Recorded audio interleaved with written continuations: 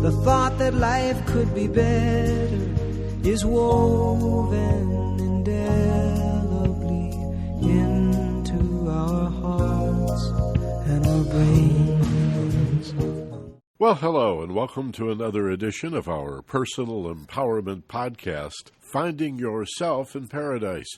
I'm Michael Benner. And I'm Steve Snyder, and our topic today is something many people find very, very difficult to do. Today we're going to talk about asking for help. Yeah, not just difficult to do. I think it just doesn't even occur to a lot of us. Because if you're not in a family where this is taught, where are you going to learn? I mean, school doesn't have, at any level, even college, a class in how to ask for help. And in fact, if you're taking a test and you turn to the kid next to you and say, "Hey, give me some help," you get in big trouble for asking for help. You know, it's a great point. I hadn't thought of that.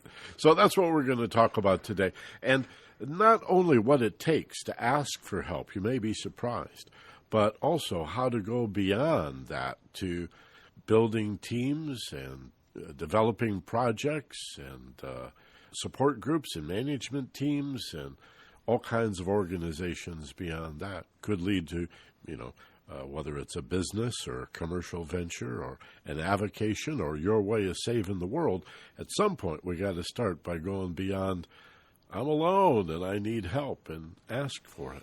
Yeah, but it does take great courage to ask for help because there's always that fear of rejection. There's the fear that people will say, "No, I can't help you." And then there's the worthiness issue people have about, like, well, wait a minute now, do I deserve to get help? Who am I, in this scheme of things? What am I worthy of? Lots of things get in the way, but I think one of the problems is that we're taught early on that sometimes asking for help is perceived by the person we're asking as a bother, an annoyance, a waste of their time. A burden. And so sometimes we learn that from very busy parents when we ask them for help and they don't have time to help us. So we get this idea that asking for help is like making the other person's life worse. Yeah, that they have to sacrifice to help you. Right. When if you stop to think about it for a moment, and in the big scheme of things, when someone asks for help and someone offers that help and is helpful, then you have a win-win situation. The person who is offering the help and is helpful, their self-esteem goes up, and the person who is asking for the help and gets their dream, assisted, then their self-esteem goes up. I mean, it's a win-win. Asking somebody for help is at worst flattering, and at best giving them the opportunity to become even more in love with themselves and to have their own self-love grow. So much of this depends upon the individuals involved in the circumstance and the kind of help you're asking Indeed. for. But what Steve is saying, and it's a very important point, is more often than not, if you're at all discerning in who you ask for a given kind of help, they're going to benefit by benefiting you. It's not going to be a sacrifice. And if they saw it that way, they could always say no, and you could handle the disappointment and go on to ask somebody else. It might even be more appropriate. So you're looking for the win-win. You're not looking for somebody necessarily to have to create a big sacrifice to prove what a deserving person you are. You're looking for somebody that's already looking for what you're asking for. Indeed. And if you're asking for somebody to help you, be unhappy, if you're asking for somebody to help you, tell sob stories too, that's not the kind of help we're talking about. What we're talking about is if you have a dream, you have something, a goal, a vision, something you want to create in your life, and it's bigger than you are, and you maybe would be assisted by getting other people to join in on that vision, on that dream, then asking for help, allowing them to share the dream with you is a win-win for everybody. We're talking about being able to see yourself as part of something larger than yourself, part of a partnership, or part of a team, or part of an organization, or part of a movement, or whatever, something that's expressing what you want to create in your life in a much more powerful way by getting other people to assist you in doing that by asking for their help. How about, this just occurred to me, how about part of a class? And the person you're asking for help is a person you see as a mentor or a teacher or a coach, and you create your own class. I mean, asking for help can look in your life like so many different things, from just and I need some physical help, I need some logistical help, I need some of your time or whatever. But again, consider that by asking the right person in the right way, by asserting yourself and already dealing with these deserving issues and these other forms of resistance, the negative thoughts that say, nah, they probably wouldn't want to help you out. Look for people that are looking for what you are interested in, and then begin to build. A team of 2 could become a team of 3, could become a project, could become a commercial venture. And again, I don't think these skills are commonly taught. How do you do that? If you have a great idea for a product or a service, a commercial venture, let's say, but it's just you, how do you go about building that enterprise but to start one person at a time asking for help? Yeah, when you don't know what to do in terms of starting a venture, in terms of like getting going on a project, on a dream, on a vision, when you don't know what to do, then the first thing to do, if you don't know what to do, is ask for help. If you do know what to do that and keep doing that and keep doing that until you don't know what to do. And when then you don't know what to do, ask yourself what to do. Go into your inner self and go to Paradise, ask yourself, is the knowledge of what to do inside of me? And if it is, it'll emerge. And if it isn't, then what will emerge is, no, I don't know what to do. I don't have the information I need. I need help. I need a mentor. I need a teacher. I need a guide. I need somebody to show me the way. So then find somebody who is either on that way or wants to be on that way, understanding that have the same passion you do, and ask for help. In teaching this over the years, I've been surprised by the resistance that, I don't know whether to say many people or some people. I guess many people have a resistance, some people have a severe resistance, or simply said fear of asking other people for help. And it might be a spouse or a child or a parent, somebody that's right in the family, and still it's like, gosh, no, I just couldn't do that. I've learned to do that with salespeople. It completely changes the dynamic. I mean, how do I get power and authority over a salesperson? All right? I come into their store to buy their product, and I'm already in a one-down position. They're one up on me. I came to them on their turf. They know I got money in my pocket, and I'm looking to buy their product or service, right? So how do I get some kind of leverage there? Most people would say by asserting themselves as powerful or discerning. The customer is always right. Yes, taking advantage of that. I go the other way. I reverse the polarity of that one-upmanship. Indeed. And gain, I think, a certain advantage by asking for help. Can you help me with this? And if they don't quite get it, I'll say, well, if you were me, what would you do? Which one of these things would you buy? I mean, how would you judge what's best? You know much more about this than I do. You're around this stuff all day long. I bow to your superior knowledge. I mean, like, that turns the tables completely. Now they're on your team. Indeed. You've just taken a salesperson and put him or her on your team, conspiring with you. Right. Right. And now the two of you are working for the same goal. Right. You know? And it's a win-win because the salesperson gets the commission and you get the product that you exactly want. So it's a perfect thing. The you know, ideal one of the reasons I think that people are afraid to ask for help is because so often for many of them in the past when they offered help, it was either unappreciated or rebuffed or it turned it into a bad thing kind of thing. And so they thought, wait a minute, I try and help somebody else and it turns into a bad thing. So I don't know about this asking for help idea. Well, here's the problem. You see, oftentimes when somebody is asked for help, the help, if you asked me for help, the help that I would tend to offer you is what I think you should do.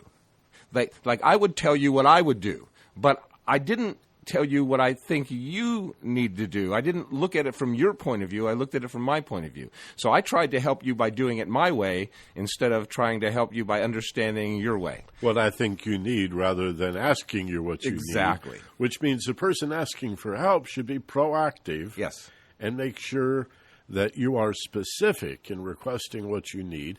And if you're not sure, then ask for some brainstorming. Exactly. But we need, just like in all forms of goal setting, to be detailed and as specific as possible. And you have to learn who you're working with and understand. I mean, for example, when my wife and I have a conversation and we have a problem, a different problem. She has a problem and she asks for help. I have a problem and I ask her for help. When I have a problem and I ask for help, what I want is for her to help me figure out solutions. Like what do I do about this problem? What action steps should I take? For example, with my wife and I, when we each have problems and I ask her for help with my problems, what I'm looking for is like solutions. I'm looking for action steps I could take, help me figure out how to do this thing. But I've learned that when my wife asks me for help with a problem, what she wants is help in understanding why this is a problem, help in understanding why she feels the way she feels. She wants a partner so that she doesn't feel alone in the problem. She doesn't want me to solve the problem for her. She wants to feel like we're sharing this problem together. She has somebody she can share the problem with, so the burden of the problem is not only on her. Now she gets to share it with her lover, and so it feels less burdensome to her. She's not looking for solutions. When she wants solutions, she finally comes to the place where she says, well, Steve, what do you think I should do? And then I give her ideas of action steps. But when she says, I have a problem, can you help me? She doesn't want action steps. What she wants is, help me by sharing this problem. Help me by making this problem not only my problem, but be my partner in this. And it's and a lot of women come from that place, and men sometimes too come from that place. So it's real important when you're asking for help, tell them what you want the help for, rather than help me. Don't help me your way. Help me the way I want to be helped. It's a great point. I've seen it in my own relationships where a guy, I think of Tim Allen strapping on the tool belt in that TV show, portable drill in one hand, screwdriver in the other hand, a kind of a white knight with a toolkit coming to save the damsel in distress by fixing her problem. Right. And she doesn't want it fixed. It would then go away, and she'd lose this opportunity for communication, for sharing, for intimacy. And, of course, the guys are less interested in that. We've always been educated to see those kinds of feelings as a weakness because we're guys. And let's make it clear that's wrong. Don't teach your boy children that emotions are a weakness. That's where incredible strength and fortitude and courage is found in the emotional nature, not the mental nature. But as men of our generation, we learned that a little later than we could have in life. But develop that emotional nature and recognize, guys in particular, our tendency is to want to fix it, to be the champion, to be the hero. It's built into our DNA, and there's nothing wrong with that. But as we've been saying here for a few minutes now, if you're going to ask for help, and if somebody's going to ask you for help, then do your part in both cases to make sure that communication is clear about what kind of help. Exactly. What does help look like or sound like to you? What does help feel like to you? Now think about this. If someone's asking you for help, and all of a sudden the first thing that pops into your mind is, okay, here's a possible solution, and you're not listening to them anymore. As soon as they say, I need help with this problem, and then they go on to describe the kind of help they need, you're not even paying attention because you're solving the problem in your head already. Yeah, right. So the issue is, what's the best help you can be to a human being? Step one, listen to them. Before anything else, if somebody asks you for help, don't talk to them. Listen to them. Find out everything you can find out from them about this help that they need, this help that they want, so that you can give them what they need, not what you think they ought to have. So the first step in helping, whenever you ask for help, the first thing you should ask for is, I need you to listen to me, to understand what I need. And if you're offering to be of help, the first thing you should do is ask, okay, clear up for me exactly what help you're talking about here. Let's be on the same page.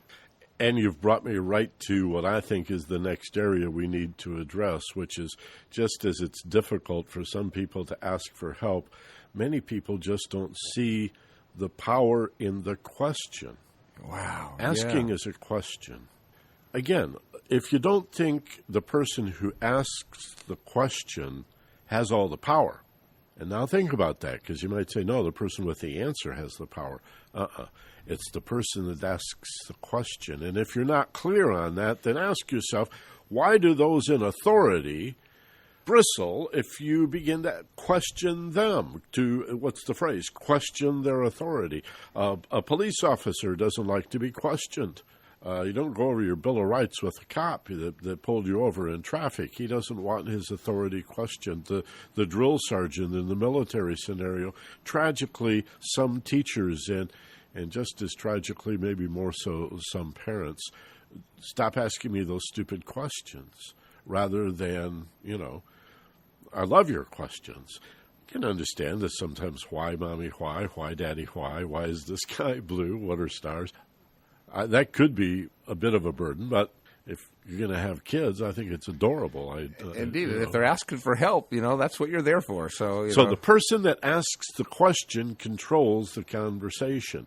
And if somebody asks you for help, but they're not telling you what kind of help or what help looks like or sounds like or feels like for them, then you've got to ask. That's right, because they may not be clear. In fact, they're likely to be in a confused state. That's why they're asking for help. They don't know what to do, right? So they're confused. So they're confused and you're not. If they're asking you for help, it's really incumbent upon you to have them calm down, take a deep breath, do some paradise thinking here with you. Like, what would the solution look like? How would this – let's start with the end in mind. Let's start with, okay, this is all fixed. What does it look like? So we're on the same page. We're going to the same solution. And then let's see how I can be of service to you. Let's see if we can really understand what help you're looking for and how and maybe not just myself, I have some other resources I might be able to bring in to help you too. Let me understand what it is you need. Remember, the person asking for help, it takes great courage to ask for help. The fear of rejection and all that kind of stuff, and all the feelings of like maybe they'll be burdened by this. But if they have the courage to ask you for help, understand that now compassion necessitates you be the one that take over and say, let's take a deep breath. Let's find out what help we're talking about. Because they're panicked and you're not. Steve, I'm thinking about taking this to the next level now, like mastermind groups or what we've called success teams. High-performance teams, yeah. Or a task force or a project management team or some sort of scouting team or research and discovery kind of project. To ask for help on this higher level, I think, is to recognize that just as the environment and the life support system is a network of unity through diversity, and the internet is a network. Everybody's computer touches everybody else's computer.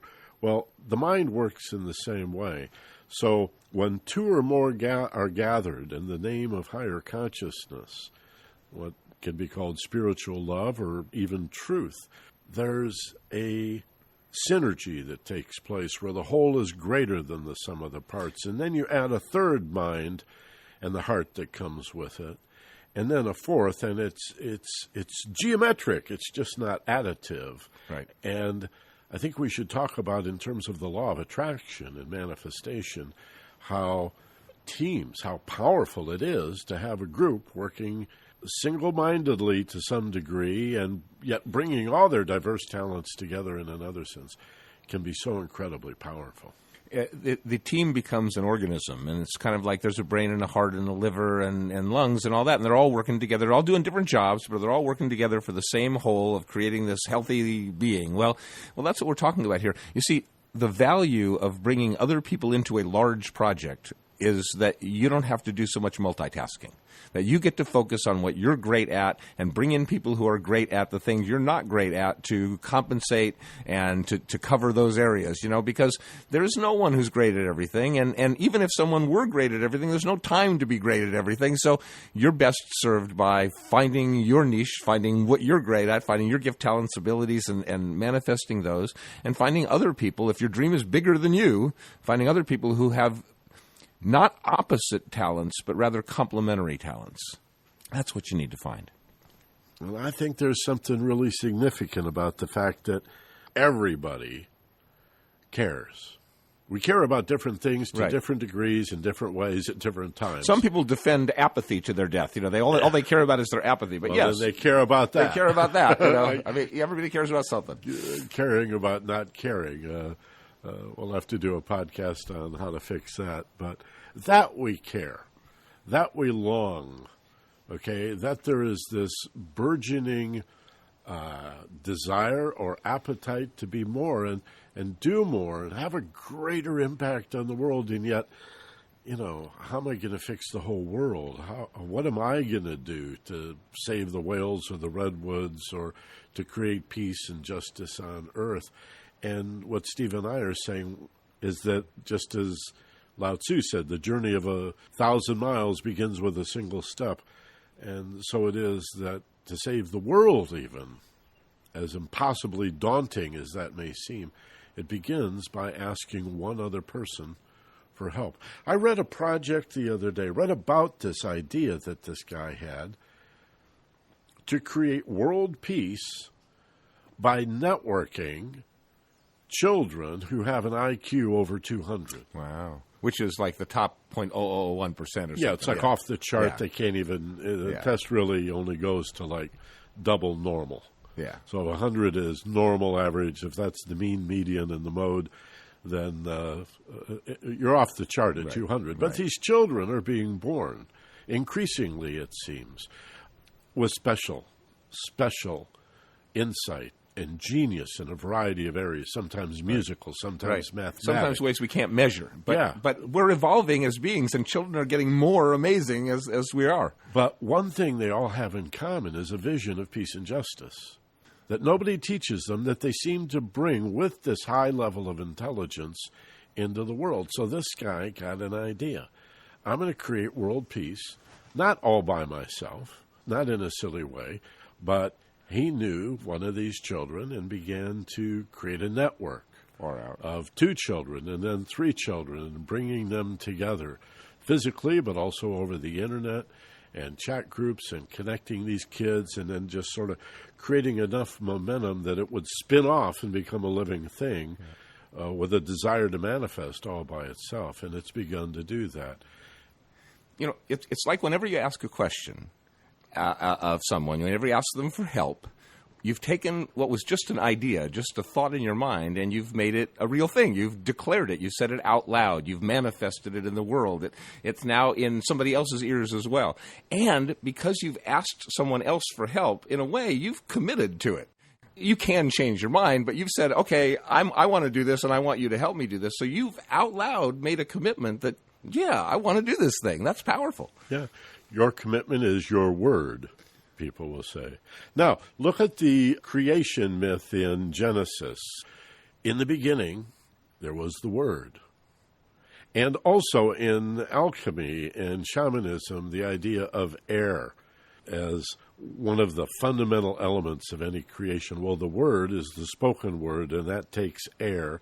And in esoteric philosophy, it reflects this understanding from the beginning of time that what you speak out loud, that's an important first step of making something real. It goes from just an idea in your head to something that you form in your mouth and breathe the air in that form out into the world, and that's the beginning of it manifesting, as in the secret law of attraction. Another good idea is to write it down, to make a contract or a mission statement. That makes it three-dimensional. You've actually put it on a piece of paper. But when you say it out loud, when you speak the words, it makes it much more real. But when you speak the words with the additional words, will you help me, it makes it much more real, because now it's not just a declaration to the universe. It's a specific call for assistance to an individual. And now it's, okay, let's us do this thing. And that's way different than let me see if I can do this thing all by myself. This is so important, Steve, what you're saying. Give me some feedback on this. As I hear you, you're saying that when we ask just one other person, will you help me, we're really asking the entire universe, will you support me in Indeed. this? We're saying, I believe that this is something bigger than myself, that I deserve to be assisted in this thing that I want to create, and by asking one other person for help, well, who knows how many other people they're going to ask, or even if I ask one person for help and they say no, don't you think it'll be easier next time to ask someone else, because I went through the worst. I got rejected. I'm still here. It didn't kill me. Now that I know what the worst experience of being rejected is, I can go ask a whole bunch of other people, because the worst that could happen is they say no to me. And once you get past that first, will you help me? That first one, that's the hardest one. Whether they say yes or no doesn't even matter. It really doesn't. What matters is that you have the courage to say, please help me. Because if they say no, then the next person will say yes, or the next person after that. This is a point we bring up from time to time, and it's a great one.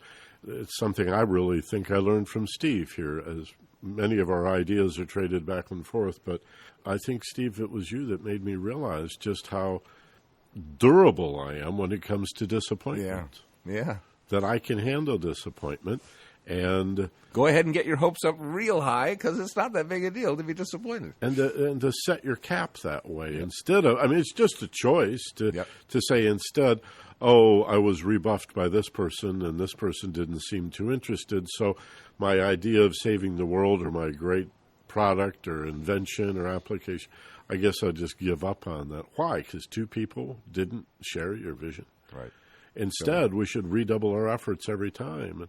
And what's that line that Edison had about 1,000 attempts to create a light bulb? Yeah, he was looking for the right filament and finally came across tungsten, I guess it was. But somebody said, how did you deal with 1,000 failures? He goes, what are you talking about? I learned 1,000 ways not to invent a light bulb.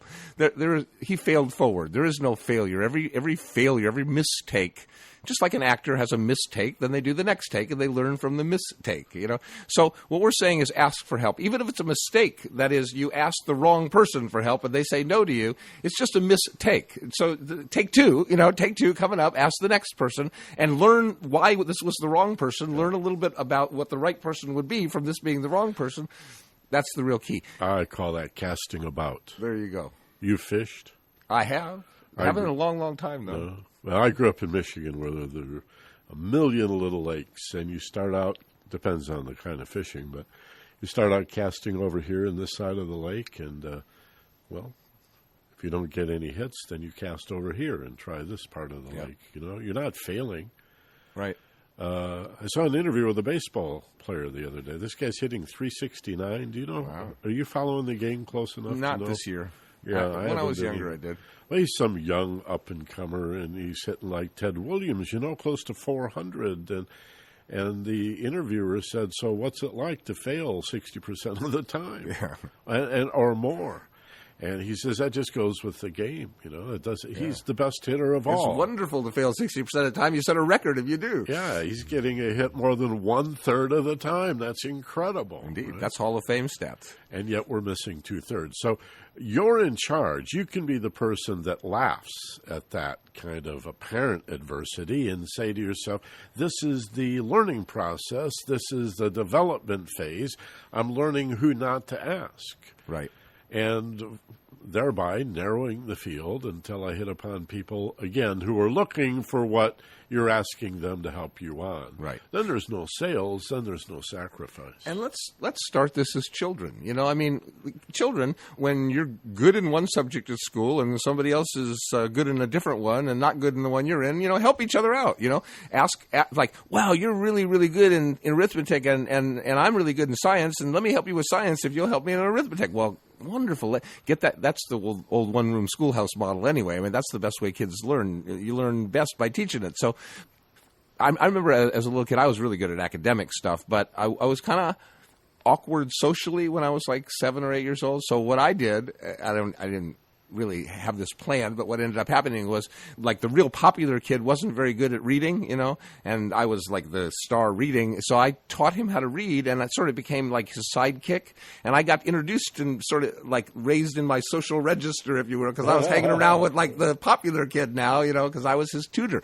So ask for help, and you may be amazed at the benefits that you'll get. Offer help, and you may be. Now, when I say offer help, what I mean is be available for help to be asked for. Don't push help on people, but be available for them. And the first help you always want to offer anybody is your ear and your heart. Listen to them instead of thinking of solutions while they're talking. There's time for solutions after they finish talking.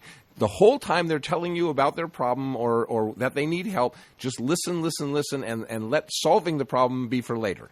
Because they may give you lots of clues in that talking, and if you're thinking about solutions, you're going to miss those clues. You know, as much as we have emphasized and will continue, of course, to emphasize the extraordinary value of the alpha brainwave state, Steve and I have studied this all of our lives, there's still something to be said for gestation, for time, for letting a seed thought or feeling sprout a little bit. Sit on the nest and keep it warm and let the universe support you. A friend of mine once said, I'd much rather sleep on it than be kept awake by it. Oh, that's very nice. Take a little extra time. And then know that you're supported in that. I really love the line from Paulo Coelho's book, The Alchemist, Great book. where the magician insists that the universe will conspire to support you when you follow your legend. Yes. Which means follow your bliss or your dream. Follow your heart, follow your dream. Right. And then everything in the universe conspires. You ask one other person, and in a way, the fates, the fortunes, the circumstances tend to support you, especially when your goal or project, your desired outcome, is conceived for the greatest good of all concerned. And if your biggest dreams are something you can accomplish all by yourself, let me suggest you dream bigger than that. Because, you know, everybody deserves to have help in accomplishing everything the things they want to accomplish. There's some things you can set out to do. And you know, if you want to write the great American novel, you can almost do that by yourself. But then again, you need a publisher and you need a publicist and you need all kinds of people to make this. If it's going to be the great American novel, people are going to have to hear about it and read it. And you can't do all the jobs there are to do to accomplish the great goals there are in the world. So ask for help. And the way you ask for help, I think, is to feel like you're worthy of asking for help. And so therefore be a person who is available to be asked for help. And that the project or goal, the desired outcome, is also worthy. And again, may not be worthy of this person's attention. They have different values. But you're looking for people who are looking for you. This is not a sales job. I don't know why that's so hard for people to see and to understand that there are other people who are hardwired to feel the way you feel about the things that you care about. You just have to find them. And asking is a great way to do that. Indeed. You know, if you ask someone for help and you get any indication that that's not floating their boat, they're really not interested, then the second follow-up question might be for a referral. Well, who do you know that would be interested There you go. in this? You see, sort of like 6 Degrees of Kevin Bacon. You know, And in a way, you might even start there. One of the things that, for example, my wife taught me was if you want somebody to help you, ask them if they know anybody who could help you. And they'll say, oh, well, yeah, I can. You know, and that way they don't feel like pressured to have to be the one. You start by asking the referral. Very clever. You know? I get it. I like that. She said, because she knew that the person she was asking was the one that had the abilities that she was looking for. But she said to him, "Do you know anybody who has these abilities?" Go, well, yeah, I do. He said, you know, so he got to like be a bit of a hero. Yeah. And he also had the option of being able to say, "Oh, well, I'm busy. I don't have the time," you know, in his mind. And so, yeah, I do know somebody else. He said yes without ever being asked. Indeed. He came forward. He initiates. Indeed. Again, that puts you in a great position of leadership, I'll say. Yes. Again, when somebody comes to you, just the way I described reversing the polarity of the salesman. He had one up when I went into his store on his turf, and he knows I got money and he's got the product. But by asking him for help, I changed that whole polarity. And now he's on my team. He's on my side of the counter. Exactly. You've proved to be a great leader because great leaders don't create followers. Great leaders create other leaders. Wow. So what my wife did by saying to this guy, "Do you know anybody?" She, instead of being the leader and asking him to follow her, she allowed him to be the leader and say, "Yes, I do know a person." What you do when you went into the store and you ask the question is, instead of saying to the guy, "I'm the customer, you follow and do what I'm telling you to do," you say, "You be a leader, show me what to do." You know, great leaders make other leaders. Yeah, and asking for help gives the people the ability, the power to be leaders. Of course, I have the ultimate power of the checkbook. Indeed. I'm the one that ultimately makes the decision about whether this purchase is going to happen or not. Whether we have a contract, an agreement, and a purchase and all of that.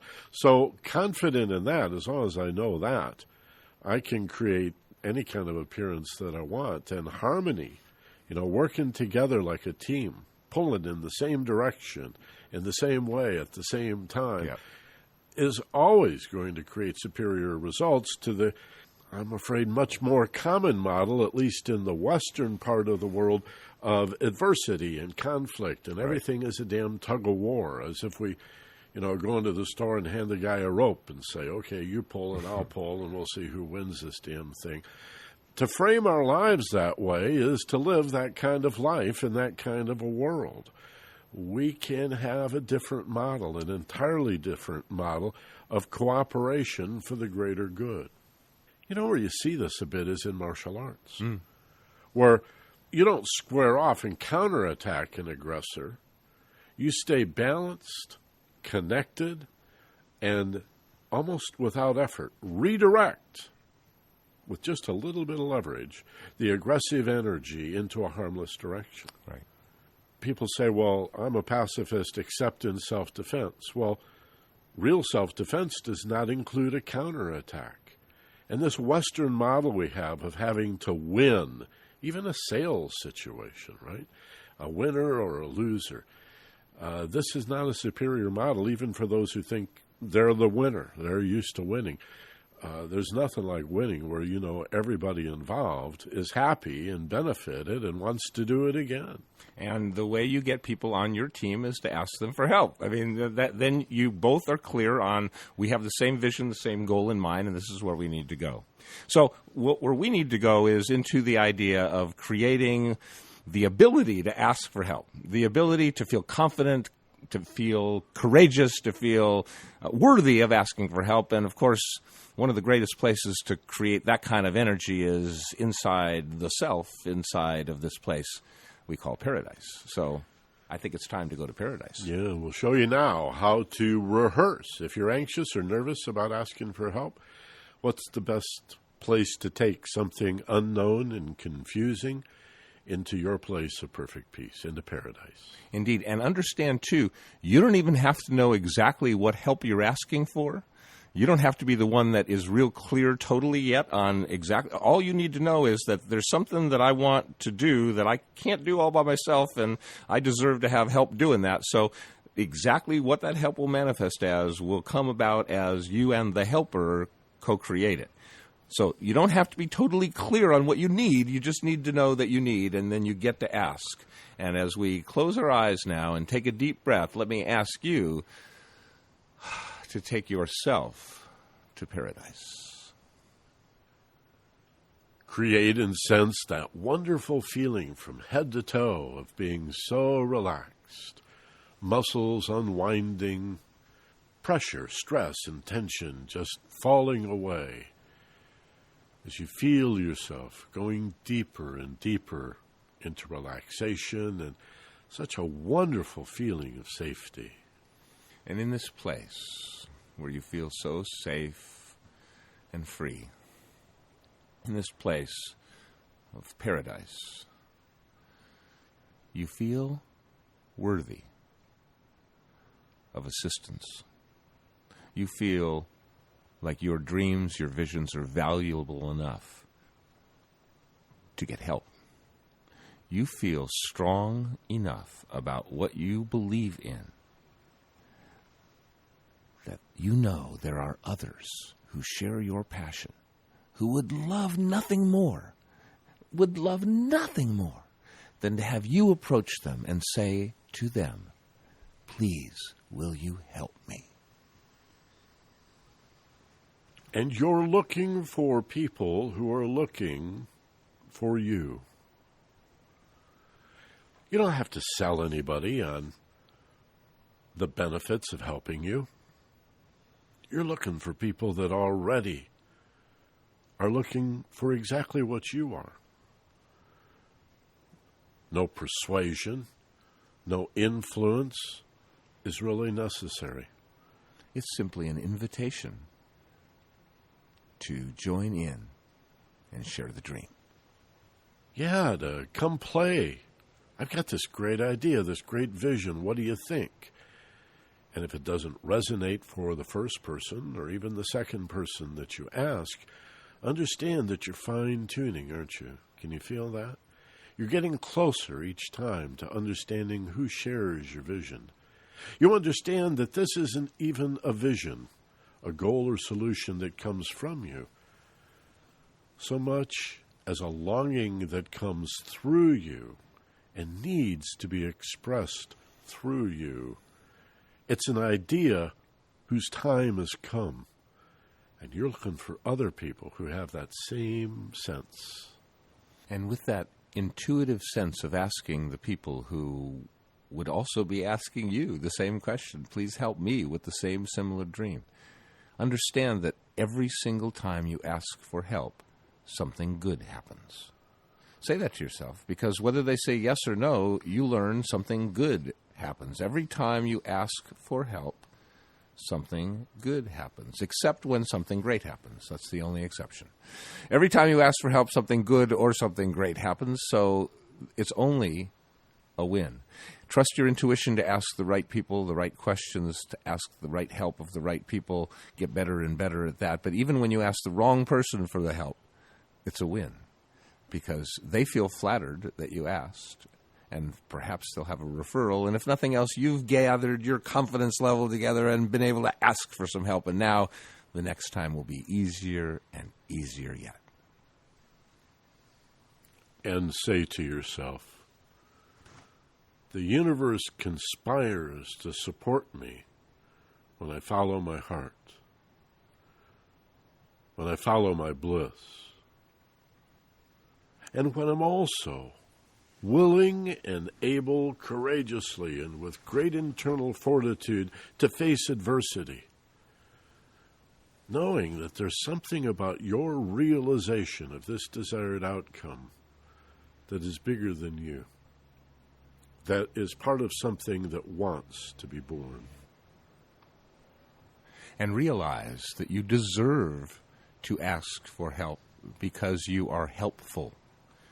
Think of yourself as being a being who is helpful, available to be helpful to others, open to assisting, open to helping, open to shoring up weaknesses that other people have with your strengths, open to be of assistance. And because you are always open and available to be so helpful to the world would like you to feel free to ask for help. Allow yourself now to easily remember a time that you had the help you were looking for, or were part of fulfilling someone else's request for help. And you're remembering now how wonderful that felt to chip in, to work together. That sense of camaraderie, that sense even of community, unity, with unity and harmony.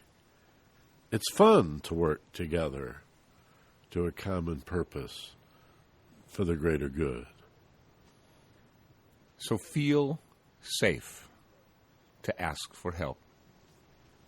Feel like you're worthy of asking for help.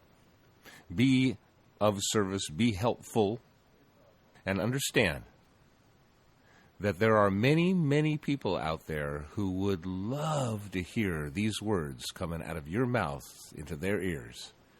Please help me.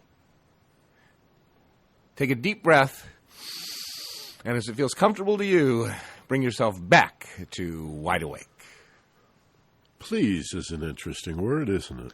Please is an interesting word, because it not only is asking for something in a nice way, but it's something you want to do for other people. You'd like to please other people.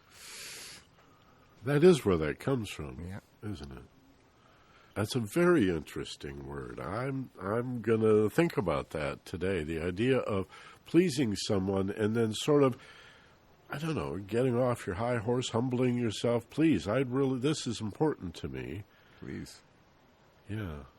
This is really important to me. That's making that heartfelt connection. That's what we call rapport in our business. Indeed. Again, we're back to the paradise thinking. That's what it's all about. Paradise thinking, and it's waging inner peace, and it's coming to focusedpassion.com and learning about all this stuff. Bringing that sense of peace and safety to the waking world. There you go. And creating bond in that way. That's a real heartfelt connection. Well, I'd like to ask for help. Bring your friends to our website, focusedpassion.com, and wage inner peace with them. And I'm worthy of asking for your help, so I feel very confident in asking right out loud, please help us. Wage some inner peace yourself, wage some inner peace with your friends. Come to focusedpassion.com and help us help you.